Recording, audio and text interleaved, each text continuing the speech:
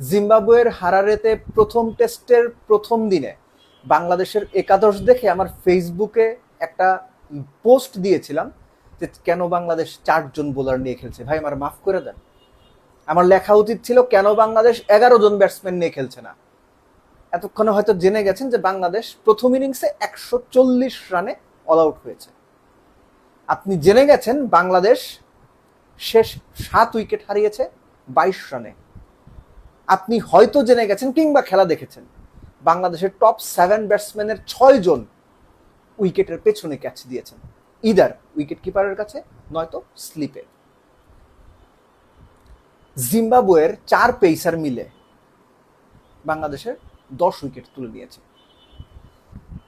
Zimbabwe extra কোনো কিছু করতে যায়নি, স্পেশাল কোনো কিছু না।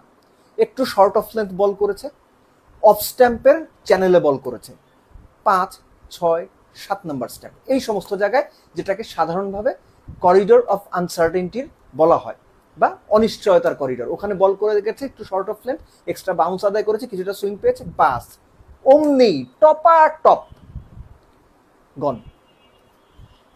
এই যে বাংলাদেশের ব্যাটিং ডিসপ্লে, এই ব্যাটিং ডিসপ্লে ধরেন এক্সট্রা বাউন্সে জয় ক্যাচ দিয়েছেন পেছনে উইকেট কিপারের কাছে, উইকেট কিপার 5টা ক্যাচ ধরেছেন। মুমিনুল হক তার ব্যাট দেখে মনে হয় তিনি 50 করেছেন, তার সঙ্গে শান্তর পার্টনারশিপটা 77 রানের।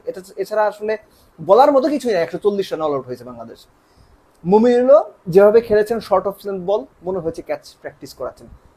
নাজমুল হোসেন শান্ত ক্যাপ্টেন, তিনি মুমিনুলের আউটের পর ডাউন দ্য উইকেট খেলতে এসে পেছনে ক্যাচ দিয়েছেন উইকেট কিপারের কাছে। এটা আমার কাছে খুবই ইন্টারেস্টিং মনে হয়েছে।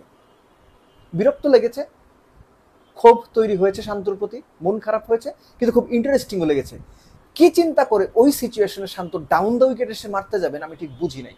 অমিত হাসান ঘরোয়া ক্রিকেটে যিনি ফার্স্ট ক্লাসে 3-4 নম্বরে ব্যাট করে সাকসেসফুল, তাকে ব্যাট করানো হয়েছে 7 নম্বরে। এটা কোন স্ট্র্যাটেজির অংশ আমি জানি না। আমি সিম্পলি ক্রিকেটটা বুঝি, অমিতকে যদি আপনি খেলান 3-4-এই খেলাবেন, নইলে খেলাবেন না। সিম্পলি অমিতকে 7 নম্বরে খেলানো আসলে কোন স্ট্র্যাটেজির অংশ, এটা টিম ম্যানেজমেন্ট মানে কোচ ক্যাপ্টেন তারাই খুব ভালো বলতে পারবেন। কিন্তু বাংলাদেশের যে ব্যাটিং এর ধরন দেখলাম, যে ব্যাট করলো, যে দলটা পাকিস্তানকে হারিয়েছে, আয়ারল্যান্ডকে টেস্ট সিরিজ হারিয়েছে, শ্রীলঙ্কাতে গিয়েও ভালো খেলেছে, তার আগে ওয়েস্ট ইন্ডিজে সিরিজ ড্র করেছে, সেই দলটা প্রথম ইনিংসে জিম্বাবুয়ের এগেইনস্টে 140 রানে অল আউট হয়ে গেল। এবং এই টেস্টে বোলাররা যদি বাংলাদেশকে ব্যাক করাতে না পারে, আমি যখন এই ভিডিওটা করছি তখন জিম্বাবুয়ের রান অলরেডি 65 বা 66 বিনা উইকেটে। প্রথম দিন শেষেই বলে দেওয়া যায় বাংলাদেশ এই টেস্টটা হারের দ্বার প্রান্তে চলে গেছে প্রথম ইনিংস শেষে, যদি না বোলাররা দারুণ কিছু করতে পারেন এই টেস্টের প্রেক্ষাপটে। নইলে আসলে সেকেন্ড ইনিংসে এই ব্যাটিং এর পর বাংলাদেশ সেকেন্ড ইনিংসে আসলে কত ভালো ব্যাট করবে এটা এখন চিন্তা করাটা একটু মুশকিল হয়ে গেছে। একটা আউটে আমার মনে হয়েছে টপ অর্ডার ব্যাটসম্যানের যে 7 জনের কথা আগেই তো বলছিলাম, যে 6 জনই উইকেটের পেছনে ক্যাচ দিয়েছেন, তাহিদুদের সামনে খেলতে গিয়ে পেছনে ক্যাচ দিয়েছেন। অমিত হাসান সেম। মুশফিকের যে বলটা, তিনি একটা লাইফ পেয়েছিলেন সেকেন্ড এবং থার্ড স্লিপের মাঝখান দিয়ে আপনার বল চলে গেল, তার 2 বল পরেই একটা ইনসুইংিং ইয়র্কারে বোল্ড হয়েছেন। আমার কাছে মনে হয়েছে যে মুশফিকের ওই ডেলিভারিটা মোটামুটি নেয়ার টু আনপ্লেয়েবল, নেয়ার টু একবার আনপ্লেয়েবল বলা যায় না, খুব ভালো ডেলিভারি ছিল, এটুকু আমরা নিঃসন্দেহে বলতে পারি। বাকি কারো আউটই আনপ্লেয়েবল কোনো ডেলিভারিতে ছিল না। সুইং, এক্সট্রা বাউন্স, এই দুটো জিনিস বাংলাদেশের টপ অর্ডারকে ধসিয়ে দিয়েছে।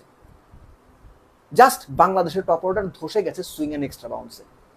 এবং জিম্বাবুয়ে যেভাবে বাংলাদেশকে ফার্স্ট ইনিংসে শুধু পেসারদের দিয়েই তছনছ করে দিল, এটা বাংলাদেশের ব্যাটিং এর জন্য দেখতে খুব খারাপ লেগেছে। খুব, আপনি 140 রানে অল আউট হয়ে যাবেন as if McGrath, Dale Steyn, Jason Gillespie, Wasim আকরামরা বল করতেছে, এটা দেখতেও না খারাপ লাগে।